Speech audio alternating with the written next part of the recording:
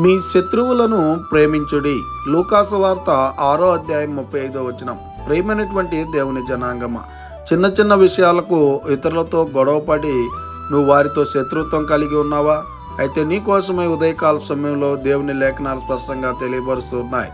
మనము నిజమైనటువంటి దేవుణ్ణి అంగీకరించిన తర్వాత, నిజమైనటువంటి దేవుణ్ణి రక్షకుడిగా అంగీకరించిన తర్వాత నీ జీవితంలో నీ శత్రువుని కూడా ప్రేమించేటువంటి రీతిగాను ఉండాలి. అప్పుడు దేవుని బిడ్డగాను పిలువబడతావు. అయితే నువ్వు ఎవరితో అయితే శత్రుత్వం కలిగి ఉండావో వారందరినీ నీవు ప్రేమించేటువంటి వాడిగా ఉండాలని దేవుని మాటలు సెలవిస్తున్నాయి కనుక ఇక నుంచైనా ఆ యేసు క్రీస్తు ప్రభుల వారు మనల్ని ప్రేమించినటువంటి రీతిగా మనమును ఇతరులను, మన శత్రువులను ప్రేమించేటువంటి వారంగా ఉండాలని కోరుకుంటూ ఈ దిన వాక్యం ద్వారా దేవుడు మనలందరినీ బలపరిచి దీవించి ఆశీర్వదించును కాక. ఆమేన్.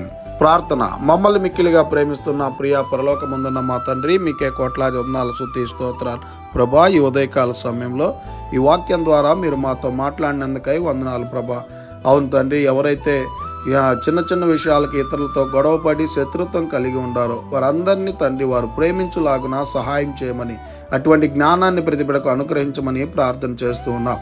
అవును తండ్రి, మిమ్మల్ని ఎంతమంది ఎన్ని రకాలుగా హింసించినా అయా, మీరు అందరినీ ప్రేమించినటువంటి రీతిగా మిమ్మల్ని నమ్ముకున్నటువంటి మేము కూడా ఇతరులను ప్రేమించేటువంటి వారంగా ఉండులాగన అటువంటి ప్రేమ గుణం మాకు అనుగ్రహించమని ప్రార్థన చేస్తూ ఉన్నాం.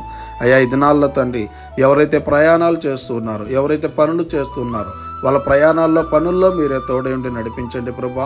ఎవరైతే నూతన కార్యాలు మొదలు పెడుతున్నారో వాళ్ళ కార్యాల్లో కూడా మీరే ఫలాభివృద్ధి ప్రతి బిడ్డకు అనుగ్రహించమని ప్రార్థన చేస్తూ ప్రతి బిడ్డని మీ కృపగల హస్తాలకు అప్పచెప్పుకుంటూ కృపనే కోరుకుంటూ యేసుక్రీస్తు పరిశుద్ధ నామమున అడిగి మరి ప్రార్థిస్తూ ఉన్నాం తండ్రి.